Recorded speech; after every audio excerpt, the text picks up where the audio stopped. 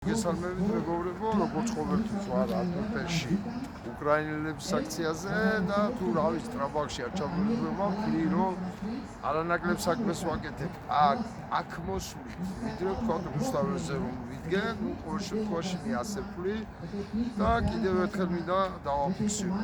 უკრაინის გამარჯვება მოახლოებულია, პუტინის რეჟიმის დამხობა მოახლოებულია, ამას ამტკიცებს ყველაფერი აბსოლუტურად.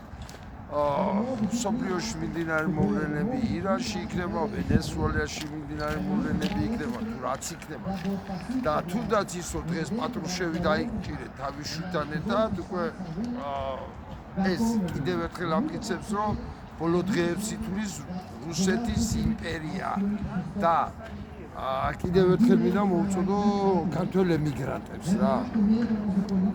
იქ დიდი დღე ჭირდება, უკვე გაჭირვებაშია აქციების გამართვა. დიდი დღე უახლოვდება ბიზინა იმ ნაბიჯებს, როცა ირანივით დახოცავს ხალხს ქუჩაში. ამიტომ ემიგრანტები ვიყოთ მეტი აქტიური და გადავდგათ ნაბიჯი, რათა ყოველ კვირას ჩავატაროთ ჩვენაც აქციები და ევროპას და ამერიკას მოვუწოდოთ, ვით რომ ისინი ახლა გადართული არ სირიაზე, რა ვიცი, ვენესუელაზე, ირანზე, სოფლიოში ყველგან ცუდი მდგომარეობა და გადართული არიან და ჩვენ უნდა გამოვაცოცხლოთ მათი ყურადღება და მოგიწოდებთ ყველა ემიგრანტს.